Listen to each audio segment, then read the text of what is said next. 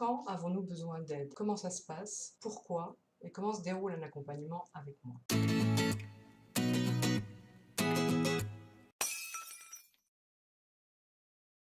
Bonjour à vous, Lara, psy, multipotentiologue, thérapeute et cofondatrice du blog vivreavecunzèbre.com.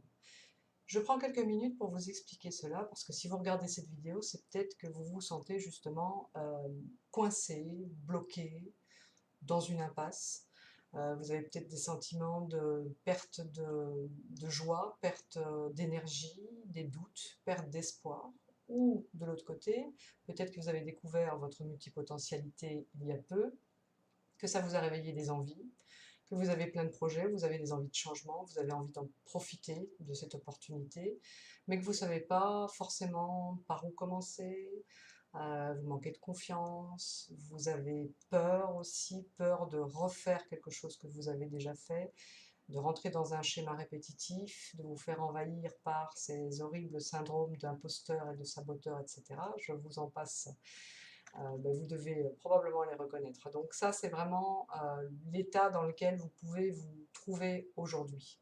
Alors quand consulter, c'est surtout dans le moment où on a l'impression d'avoir déjà tout essayé et que malgré tout, qu'on ait essayé seul ou accompagné, on est arrivé au bout, où on a refait une boucle, un schéma répétitif comme on l'appelle, et qu'on ne voit plus de solution. Alors pourquoi consulter? C'est surtout quand on est envahi par la problématique. C'est un bon moment pour consulter, c'est quand la problématique devient finalement plus importante que la vision de la solution.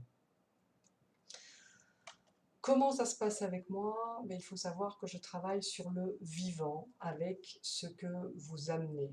Donc j'ai choisi le terme d'accompagnement, ce n'est pas pour rien, et de thérapie brève, parce que c'est un travail à deux. Ce n'est pas un travail où je vais vous donner des solutions, ce serait la pire des choses à faire, parce que vous donner une solution, c'est vous donner ma solution à votre problématique. C'est comme si je vous filais un sparadrap et que, en sortant de la séance, vous avez peut-être caché la blessure, mais quelque part, vous ne savez pas vous soigner vous-même.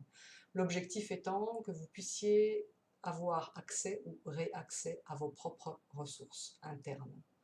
Donc l'accompagnement, c'est une histoire de travail à deux, où en quelque sorte vous êtes le pilote et je suis le copilote. C'est-à-dire que je vais regarder dans votre angle mort. Je vais regarder là où vous ne pouvez pas voir, simplement parce que vous êtes trop proche du problème. C'est pour ça d'ailleurs que vous faites appel. Donc dans cette période d'accompagnement, l'objectif, le cheminement qui se produit, c'est que l'idée c'est qu'il faut d'abord voir.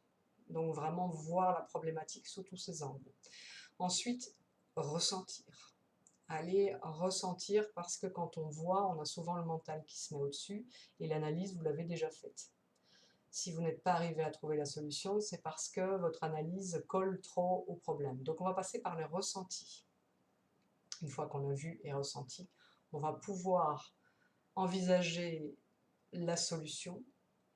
Et c'est le décalage finalement entre ce que vous vivez aujourd'hui et ce que vous aimeriez vivre qui vous fait souffrir. Voilà un peu schématiquement le chemin d'un accompagnement.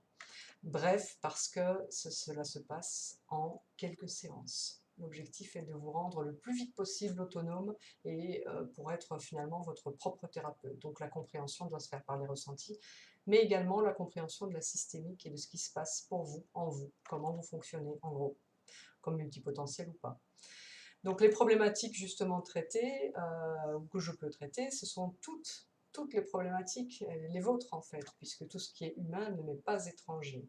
Plus spécifiquement par contre, mon expertise, c'est vraiment axée sur les profils multipotentiels, hypersensibles, zèbres et tous les profils atypiques.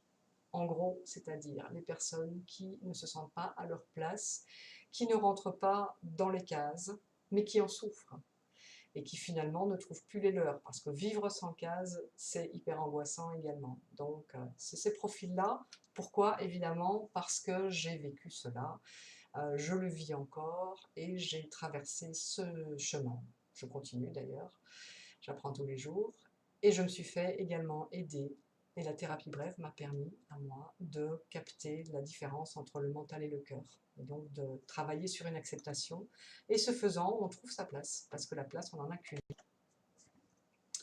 Alors, que vous reste-t-il à mesurer si vous êtes prêt ou en tout cas à deux doigts de demander de l'aide? C'est votre motivation intrinsèquement profonde, intérieure. Est-ce que vous êtes prêt? Et ça, il n'y a que vous pour le savoir. C'est une décision qui n'est pas anodine. Parce que de demander de l'aide sans l'espoir d'en trouver, c'est voué à l'échec. Donc il faut être prêt de se visualiser vers un vrai changement. Et tout changement dit qu'il y a des choses qui vont bouger également autour de vous. Donc ça va réveiller des peurs. Cette motivation est importante pour pouvoir faire cette démarche et puis se donner un maximum de chances d'y arriver. Dernière chose importante, c'est notre contact. J'insiste là-dessus et c'est pour cette raison que j'ai mis un formulaire des 30 minutes pour les personnes qui désirent passer à l'accompagnement, pour qu'on puisse s'entendre avant toute décision, parce qu'il est vraiment, vraiment essentiel que vous vous sentiez à l'aise avec moi. Si vous n'êtes pas à l'aise, ça rajoute une couche, ça rajoute un problème à votre problématique. Et de mon côté, pareil. Si je ne me sens pas à l'aise avec, professionnellement parlant, évidemment, avec votre problématique ou vos attentes, que je ne me sens pas la meilleure personne pour y répondre, évidemment que je ne me manquerai pas, avec votre accord, de vous conseiller, de vous donner d'autres pistes ou de vous diriger vers des collègues, des personnes qui seraient plus à même et plus adéquates pour vos attentes, tout simplement.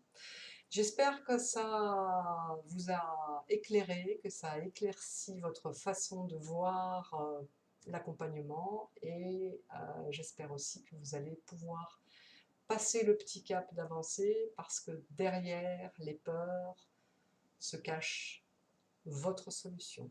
Je vous souhaite une très belle journée, n'hésitez pas à me contacter si vous avez des questions ou à remplir le formulaire, on prendra contact et nous discuterons de tout cela individuellement. Je vous souhaite une très belle journée et je vous dis à très bientôt. Au revoir.